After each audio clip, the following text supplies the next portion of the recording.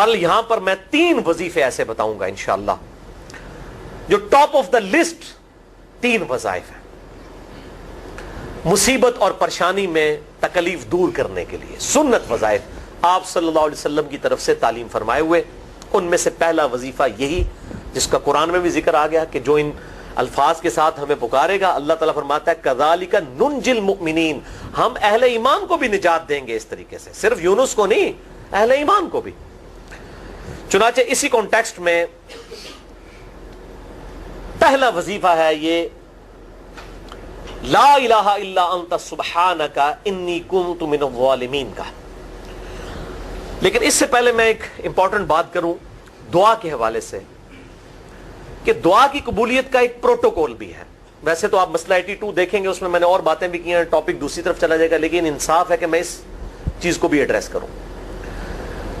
جامعہ ترمذی میں صحیح سند کے ساتھ یہ حدیث موجود ہے، انٹرنیشنل نمبر کے مطابق 593 نمبر حدیث ہے، اور یہ حدیث مشکات میں آپ کو پہلی جلد میں درود شریف والے چیپٹر میں بھی مل جائے گی، اور مشکات کو میں نے ڈکلیئر کیا ہے مشکات از دا انسائکلوپیڈیا آف حدیث، یعنی آپ کو جتنی حدیثیں سکیٹرڈ فارم میں ملیں گی کتب ستہ اور اس سے بھی باہر 13 کتابوں میں، مشکات میں آپ کو مل جائیں گی۔ میں نے اسی لیے مشکات میں پورا لیکچر ریکارڈ کروا دیا ہے، مسئلہ نمبر 111B کے عنوان سے مشکات المصابیح کا مکمل تعارف، وہ ضرور دیکھیں، یعنی مشکات 3 جلدوں میں آپ لے لیں تو انسائکلوپیڈیا آف حدیث آپ کے پاس آ گیا۔ 6294 احادیث ہیں، اور اس میں چونکہ احادیث کی تکرار نہیں ہے تو کتب ستہ اس کے علاوہ بھی 12-13 کتابیں جو ہیں اس میں کور ہیں، اس میں بھی یہ حدیث موجود ہے۔ جامعہ ترمذی میں انٹرنیشنل نمبر کے مطابق 593 نمبر۔ سیدنا عبداللہ ابن مسعود رضی اللہ تعالیٰ عنہ کہتے ہیں کہ ایک دفعہ میں آپ صلی اللہ علیہ وسلم کی موجودگی میں نماز پڑھ رہا تھا، اور سیدنا ابو بکر اور عمر رضی اللہ تعالی عنہما وعلیہم السلام وہ بھی وہاں پہ موجود تھے۔ میں نماز کے جب یعنی کہ تشہد میں بیٹھا، میں نے اللہ کی حمد کی، التحیات للہ والصلوات والطیبات، اس کے بعد درود پڑھا، اور اس کے بعد میں نے دعا مانگنا شروع کی تو آپ صلی اللہ علیہ وسلم نے ارشاد فرمایا سل تعطا سل تعطا، مانگ تجھے دیا جائے گا، مانگ تجھے دیا جائے گا، یعنی جو درود شریف اور ذکر کے ذریعے متوجہ ہوتا ہے اللہ تعالیٰ اس کی دعا قبول کرتا ہے۔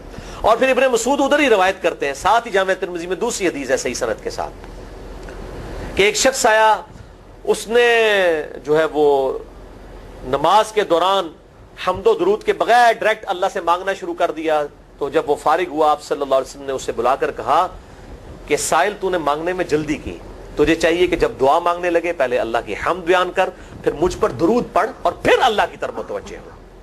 اور اس حدیث میں آتا ہے کہ ایک اور شخص آیا، یعنی ابن مسعود وہ خود تھے، اور اس نے اللہ کی حمد اور درود کے ذریعے دعا مانگی تو آپ صلی اللہ علیہ وسلم فرمایا سل تعطا سل تعطا، مانگ تجھے دیا جائے گا، مانگ تجھے دیا جائے گا۔ درود شریف پہ میں الگ سے بھی لیکچر دے چکا ہوں، مسئلہ نمبر 56 کے عنوان سے 2 گھنٹے کی گفتگو ہے۔ درود شریف کے صحیح فضائل اور صحیح احکام و مسائل بڑی ڈیٹیل کے ساتھ ہر اینگل سے درود شریف کے حوالے سے آپ کو وہ سمجھ لیں کہ انسائکلوپیڈیا ہے وہ لیکچر، مسئلہ نمبر 56 اہل سنت پاک.com پہ۔ تو دعا کے لیے حمد اور درود شریف ضروری، اس لیے دیکھیں نماز کی انٹلیکچوئل ترتیب ہے، آپ پہلے دعا کرتے ہیں التحیات للہ والصلوات والطیبات، اللہ کی حمد کرتے ہیں، پھر نبی صلی اللہ علیہ وسلم پر سلام عرض کرتے ہیں السلام علیکہ ایھا النبی، اس کے بعد آپ درود پڑھتے ہیں، اور اینڈ پہ آپ دعا مانگتے ہیں اللہم انی اعوذ بک من عذاب جہنم ومن عذاب القبر ومن فتنة المحیا والممات ومن شر فتنة المسیح الدجال، یا اللہم ربنا آتنا فی الدنیا حسنة وفی الآخرة حسنة وقنا عذاب النار، یا رب اجعلنی مقیم الصلاة ومن ذریتی ربنا وتقبل دعائی ربنا اغفر لی ولوالدی وللمؤمنین یوم یقوم الحساب۔ کوئی بھی دعائیں مانگیں، یہ بھی مانگیں جو میں وظائف بتا رہا ہوں، کیونکہ بخاری اور مسلم کی متفق علیہ حدیث ہے۔ مشکات میں آپ کو تشہد والے چیپٹر میں حدیث مل جائے گی کہ نماز میں تشہد میں درود کے بعد جو چاہو اپنے رب سے مانگو، یعنی عربی میں مانگنا ہوگا، دعائیں مانگے، دعائیں معصورہ کتاب و سنت میں جتنی ہیں وہ مانگے، اس کے علاوہ بھی مانگ سکتے ہیں اگر الفاظ درست ہوں لیکن عربی زبان میں۔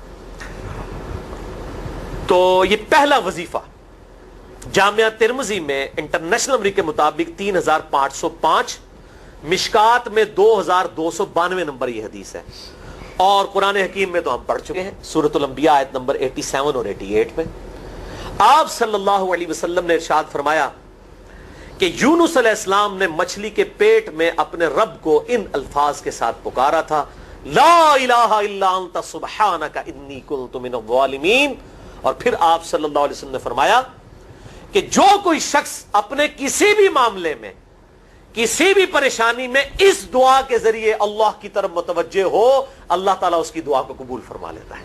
اور قرآن میں بھی آ گیا نا کذالک ننجی المؤمنین.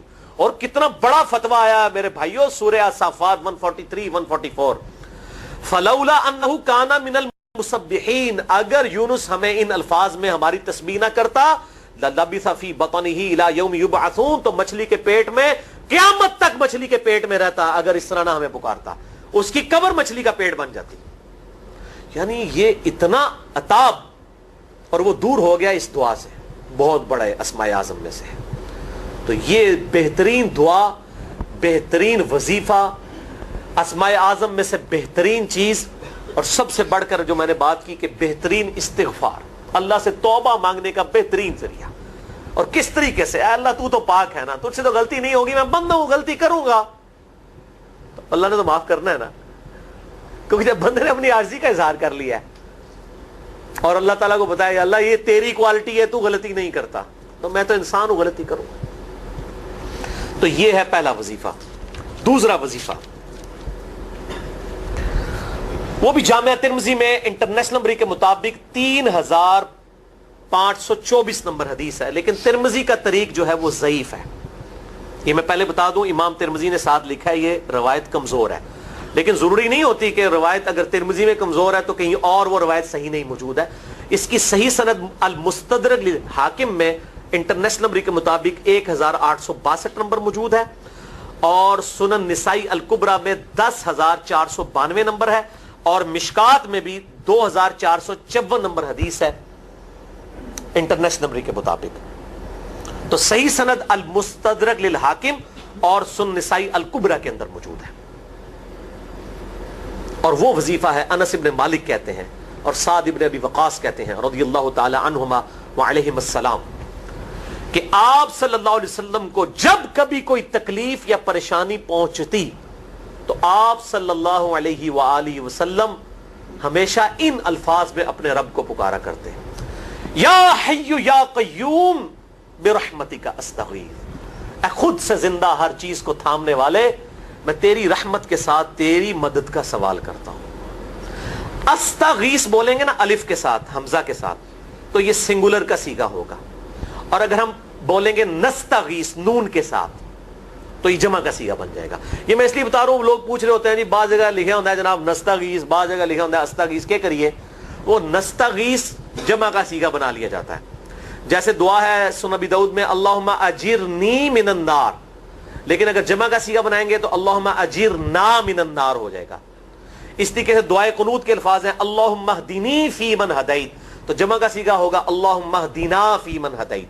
یہاں پر بھی ہے یا حی یا قیوم برحمتک استغیث سنگولر کا صیغہ, اور نستغیث پلورل کا صیغہ جمع کا صیغہ. کتنی بہترین دعا ہے, اے خود سے زندہ ہر چیز کو تھامنے والے, میں تیری رحمت کے ساتھ تیری مدد کا سوال کرتا ہوں. تو یہ بھی اسماء اعظم میں سے ہے. سنن نسائی الکبریٰ کے اندر صحیح سند کے ساتھ 10492 اور المستدرک للحاکم میں 1862 نمبر. اب یہاں پہ میں ایک ضمناً بات بتا دوں سنن نسائی الکبریٰ کے بارے میں, چونکہ اکثر لوگ پوچھتے ہیں. میرے بھائیوں, ایک سنن نسائی وہ ہے جو کتب ستہ میں ہم پڑھتے ہیں, اس میں یہ کتاب لکھی ہے امام احمد بن شعیب نسائی رحمہ اللہ تعالی المتوفی 303 ہجری. کتب ستہ میں یہ ویسے 5ویں نمبر پہ گنی جاتی ہے, لیکن بخاری اور مسلم کے بعد دنیا میں سب سے صحیح ترین کتاب سنن نسائی ہے. سب سے کم ضعیف حدیثیں اس کے اندر ہیں. بخاری مسلم کے بعد تیسرا نمبر اس کتاب کا ہے. دنیا کی کوئی حدیث کی کتاب بخاری مسلم کے بعد صحیح نہیں ہے جتنی سنن نسائی ہے.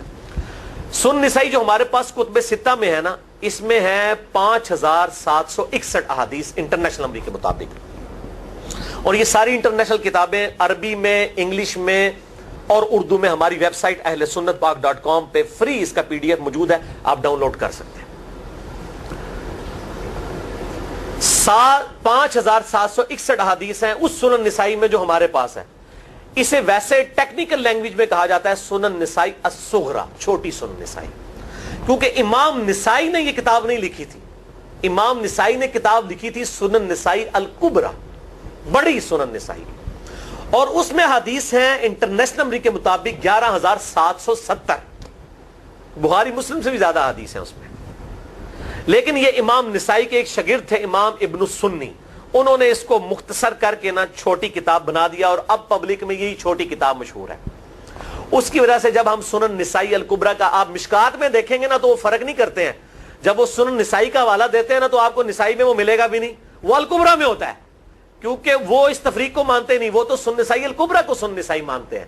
جبکہ ہماری پبلک جو ہے وہ سنن نسائی، وہ میں حوالہ دے رہا ہوتا ہوں کہ جی سنن نسائی الکبریٰ میں 9,928 نمبر حدیث ہے کہ جو آیت الکرسی پڑھ لے فوراً بعد کسی بھی نماز کے فرض کے فوراً بعد تو مرتے ہی جنت میں داخل ہوگا. تو لوگ کہتے ہیں جناب نسائی تے حدیث ہیں جناب 5,761 نے، تسی 9,928 کی تمہیں دس دیو. تو میں ساتھ حالانکہ بول رہا ہوتا ہوں سنن نسائی الکبریٰ، میں نے کبھی اس کے بغیر نہیں بولا. تو الکبریٰ سے آپ کا دماغ تو کام کرنا چاہیے، الکبریٰ کیوں بول رہا ہے ساتھ؟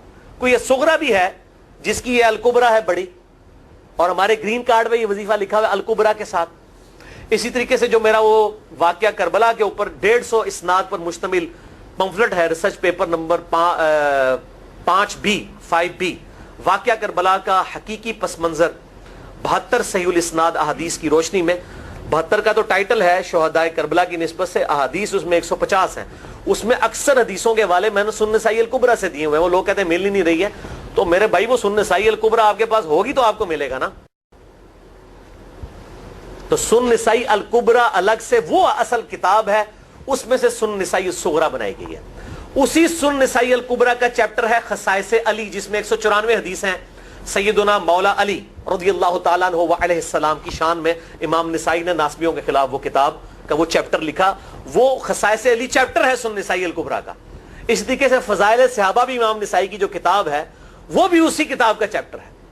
اسی طریقے سے عمل الیوم واللیلہ، صبح و شام کے جو اذکار ہیں وہ چیپٹر بھی اسی سنن نسائی الکبریٰ میں سے ہے. اسی میں یہ وظیفہ ہے کہ جو آیت الکرسی فرض نماز کے فوراً بعد پڑھتا ہے تو مرتے ہی جنت میں داخل ہوگا. میں نے اس کتاب کے اس چیپٹر کا حوالہ نہیں دیا، وہ الگ سے بھی چیپٹر چھپا ہوا ہے، جس طرح خصائص علی الگ سے ہے، فضائل صحابہ الگ سے ہے. خصائص علی تو ہمیں ہماری ویب سائٹ پہ بھی موجود ہے اہل سنت پاک.com پہ. فضائل صحابہ بھی اردو ترجمے اور تحکیم کے ساتھ چھپ چکی ہے. اور یہ عمل الیوم واللیلہ، دن رات کے جو اذکار ہیں، یہ بھی الگ سے عربی میں چھپی ہوئی ہے. تو میں اس کا حوالہ نہیں دیتا، میں سنن نسائی الکبریٰ کا کہتا ہوں 9,928 آیت الکرسی کا وظیفہ. تو یہ سنن نسائی الکبریٰ کا میں نے حوالہ دیا ہے یا حی یا قیوم برحمتک استغیث 10,492 صحیح طریق ہے. بعض اوقات کسی ایک کتاب میں ضعیف، ترمذی کا اس کا طریق جو ہے وہ ضعیف ہے، سنن نسائی الکبریٰ اور المستدرک للحاکم کا طریق جو ہے وہ بالکل صحیح ہے. جس طریقے سے سنن ابی داؤد اور سنن ابن ماجہ میں کتاب النکاح چیپٹر میں حدیث ہے، اگر میں سجدہ جائز سمجھتا تو بیویوں کو کہتا کہ اپنے خامدوں کو سجدہ کریں اس حق کے سبب جو اللہ نے ان کو دیا. تو ابو داؤد اور ابن ماجہ کی روایت ضعیف ہے، اس میں شریک القاضی مدلس ہے اور ان سے روایت کر رہے ہیں، اور مدلس کی ان والی روایت سما کی تصریح کے بغیر ضعیف ہوتی ہے. لیکن ہم اس حدیث کو صحیح کہتے ہیں کیونکہ اس سما کی تصریح سنن البہیقی کے اندر موجود ہے الکبریٰ میں. تو ہم پھر اس کی بنیاد پہ کہتے ہیں چونکہ وہاں پر صحیح لہذا اس کو ہم کہتے ہیں شواہد کی بنیاد پہ صحیح. یہ میں آپ کو ٹیکنیکل چیزیں بتا رہا ہوں، یہ وہ چیزیں جو آپ کے کئی وہ جو بڑے بڑے علماء پڑھ کے فارغ ہوتے ہیں ان کو بھی یہ باتیں نہیں پتہ ہوتی ہیں. وہ کہتے ہیں جناب آپ کتوں پڑھے ہو، اور میں کہنا پائی میرے آئنسٹائن تے نیوٹن کو کسی مدرسے تو پڑھنے کی ضرورت نہیں ہوتی. نیوٹن 8ویں کلاس ہی نسیا ہوا ہے، آج نیوٹن ہوتے PhD ہوتی فزکس تھی. مجھے غامدی صاحب کا جملہ یاد آیا، ان سے کسی نے پوچھا کہ یہ جو روایتی علماء ہیں اور مولانا مودودی آپ ان کو کیسے دیکھتے ہیں؟ ان کا روایتی علماء جو ہیں یہ تو مدرسوں کے اسٹوڈنٹس اور فاروق تحصیل ڈگری ہولڈر ہیں، اور مودودی صاحب جو ہیں ان کی مثال تو آئنسٹائن اور نیوٹن والی ہے، ان کے اوپر PhDs ہوتی ہیں. یہ گاڈ گفٹڈ صلاحیتیں ہوتی ہیں. ان مدرسوں کی آؤٹ پٹ مودودی صاحب اور ڈاکٹر اسرار، ڈاکٹر ذاکر نائک اور احمد دیدار صاحب تو نہیں ہو سکتے. یہ گاڈ گفٹڈ صلاحیتیں ہوتی ہیں. تو میں اس لیے ساتھ ساتھ کلیئر کر رہا ہوں تاکہ یہ جو ایمبیگوٹیز آتی ہیں اس حوالے سے وہ کلیئر ہو جائیں. بہرحال یہ دوسرا وظیفہ ہو گیا. اب تیسرا وظیفہ جو ہے کمال وظیفہ، صحیح بخاری میں موجود ہے، انٹرنیشنل نمبر کے مطابق 4,563 نمبر. ابن عباس رضی اللہ تعالی عنہما کہتے ہیں وعلیہم السلام، وہ کہتے ہیں کہ سیدنا ابراہیم علیہ السلام کو جب آگ میں پھینک رہے تھے نا تو ابراہیم علیہ السلام نے اس وقت کہا تھا حسبنا اللہ و نعم الوکیل، ہم نے اللہ ہی پر بھروسہ کیا اور وہی بہتر کارساز ہے. اور تمہارے نبی صلی اللہ علیہ وسلم کو بھی جب مصیبت اور پریشانی آتی تھی وہ بھی پڑھا کرتے تھے حسبنا اللہ و نعم الوکیل، ہم نے اللہ ہی پر بھروسہ کیا اور وہی بہتر کارساز ہے. اس کے اندر وہ شعر جو بنا دیا نا نعم المولا و نعم النصیر، ویسے الگ سے آیت ہے، الگ سے آیت ہے، لیکن یہ شعر نہیں بنانا، بس اتنا ہی وظیفہ ہے حسبنا اللہ و نعم الوکیل. اور یہ جو انہوں نے کہا کہ نبی صلی اللہ علیہ وسلم بھی یہ کہتے تھے، اس کا ذکر الحمدللہ قرآن میں بھی موجود ہے، اس سے بھی بڑھ کر سورہ آل عمران کی 173 نمبر آیت میں ہے کہ جب نبی صلی اللہ علیہ وسلم اور اہل ایمان کو یہ خبر پہنچی کہ کافر ان کے خلاف سازشیں کر رہے ہیں، تو نبی اور اہل ایمان نے پکارا حسبنا اللہ و نعم الوکیل. تو حسبنا اللہ و نعم الوکیل قرآن کی آیت بھی ہے، اور یہ ہے وہ آیت، وظیفہ قرآن میں آیا ہوا ہے، یہ آل عمران 173 اور صحیح بخاری 4563. اور مجھے بڑا وجد آیا کہ ابراہیم علیہ السلام کو جب آگ میں پھینکنے لگے تھے انہوں نے اس وقت اللہ کو ان الفاظ کے ساتھ پکارا حسبنا اللہ و نعم الوکیل. اچھا یہ جتنے بھی وظیفے ہیں نا میرے بھائیوں، ان کا فائدہ اسی وقت ہے جب آپ کو ترجمہ بھی ان کا آتا ہوگا، ورنہ آپ روزانہ جتنی مرضی تسبیح کھینچتے رہے کوئی فرق نہیں پڑے گا. اس لیے میرا ایک پرسنل مشورہ ہے کہ جب بھی یہ وظیفے پڑھے نا آپ، اردو ترجمہ بے شک آتا بھی ہو رہا ہے، ایک دفعہ اپنی زبان میں اس کو ریپیٹ کریں. یعنی آپ پڑھیں حسبنا اللہ و نعم الوکیل، میں نے اللہ ہی پر بھروسہ کیا اور وہی بہتر کارساز ہے. آپ دیکھیں یہ صوت القرآن چینل میں جب وہ عربی چل رہی ہوتی ہے، جیسے ہی وہ مراج الدین خان کا ترجمہ شروع ہوتا ہے نا، کیسے کب کبھی تاری ہو جاتی ہے، کیونکہ وہ ہماری زبان میں بات ہو رہی ہوتی ہے نا. ابھی تو نہیں قیام اللیل میں رو رہے ہوتے، ان کی زبان میں بات ہو رہی ہوتی ہے، اپنی زبان کا اثر ہوتا ہے. اسی طریقے سے آپ لا الہ الا انت سبحانک انی کنت من الظالمین، یا حسبنا اللہ و نعم الوکیل، یا حی یا قیوم برحمتک استغیث، جو بھی وظیفے پڑھیں نا، ایک دفعہ ان وظیفوں کو جب آپ الگ سے دعا مانگ رہے ہوں اس وقت اس کو آپ اپنی زبان میں بھی دہرائیں. اور اس کے لیے کوئی تسبیح نہیں کھینچنے کی ضرورت کہ آپ نے اتنے 100 دفعہ پڑھنا ہے. تسبیح تو ویسے ٹھیک ہے، وہ آپ استعمال کر سکتے ہیں، لیکن آپ چلتے پھرتے اٹھتے بیٹھتے ہر وقت جس حالت میں بھی، اور صحیح مسلم میں حدیث ہے کہ یہ جو وظائف ہیں ان کے لیے تو کوئی وضو بھی کیا، غسل بھی پروٹوکول نہیں ہے. ہم عائشہ کہتی ہیں نبی صلی اللہ علیہ وسلم حالت جنابت میں بھی اللہ کو یاد کر لیا کرتے تھے. صحیح مسلم میں حدیث موجود ہے، جنابت والے چیپٹر میں ہر حال میں اللہ کو یاد کرتے تھے. اور جو قرآن میں بھی دعائیں یا اذکار آئی ہیں نا، جب آپ حالت جنابت میں بھی اس کو کریں گے نا تو اس پہ قرآن کا حکم نہیں لگے گا. تو جامعہ ترمذی اور ابو داؤد میں جو حدیث ہے کہ حضرت علی کہتے ہیں نبی صلی اللہ علیہ وسلم کو حالت جنابت کے علاوہ کوئی اور حالت قرآن پڑھنے سے مانے نہیں ہوتی تھی، تو اس سے مراد قرآن کی تلاوت ہے. اگر قرآن کی دعائیں جیسے ہیں بسم اللہ الرحمن الرحیم، یہ بھی تو قرآن ہے، سبحان اللہ بھی تو قرآن ہے، الحمدللہ بھی تو، یہ اذکار جو ہے نا جب آپ اذکار کی نیت سے پڑھ رہے ہوں گے پھر یہ قرآن نہیں شمار ہوں گے، ذکر شمار ہوں گے. اور اس کے لیے نہ وضو پروٹوکول ہے اور نہ غسل کا ہونا ضروری ہے، ہر حال میں اللہ کو یاد کریں. یونس علیہ السلام نے کتنے یاد کیتا ہے؟ پھر الظلمات، مچھلی کے پیٹ میں، جہاں نہ کوئی اگر بتی تھی اور تعفن پھیلا ہوا تھا اور اندھیرا ہی اندھیرا تھا، یہاں پہ وہ جناب کس طرح وہ روشن کرتے ہیں، پھر 1.25 لاکھ دفعہ پڑھواتے ہیں. یعنی میں بتا رہا ہوں آدھا سچ بڑا خطرناک ہوتا ہے. یعنی آیت کریمہ کی اصلیت تو موجود ہے کتاب و سنت میں، لیکن آدھا جو سچ جھوٹ ساتھ ملا لیا نا اس کی وجہ سے سارا بیڑا غرق کر دیا ہوا. اور بجائے یہ کہ لوگوں کو یہ وظیفہ بتایا جائے کہ اٹھتے بیٹھتے چلتے پھرتے اللہ کو ان الفاظ میں یاد کریں، اس کو انہوں نے کوئی اور ہی رنگ دے دیا ہوا ہے اور اس کو 1.25 لاکھ دفعہ ختم اور پتہ نہیں کیا کچھ بنا دیا ہوا ہے. تو یہ 3 وظائف تھے بڑے اہم اس حوالے سے، اور میں نے اس کو ضروری سمجھا کہ میں یہ ضرور بتا دوں تاکہ لوگ اس پہ ایجوکیٹ ہوں، ان وظائف کو کریں. اور مسئلہ نمبر 82 میرا الگ سے میرے بھائیوں ریکارڈ ہے. مسئلہ نمبر 82 اسماء اعظم اور دعا کی قبولیت سے متعلق جتنی بھی چیزیں ہیں میں نے اس میں بڑی ڈیٹیل کے ساتھ الحمدللہ کئی اور وظائف بھی بتائے ہیں، لیکن اب وہ اتنے وظائف کوئی جمع کرنے کی ضرورت نہیں ہے. موٹے موٹے 3 وظیفے جو بتا دیے انہی کو اگر کوئی لے لے اپنی دعاؤں میں انہی وظائف کو کرے تو اللہ تبارک و تعالی ہر معاملے میں جو ہے وہ انشاءاللہ تعالی کفایت فرمانے والا ہے.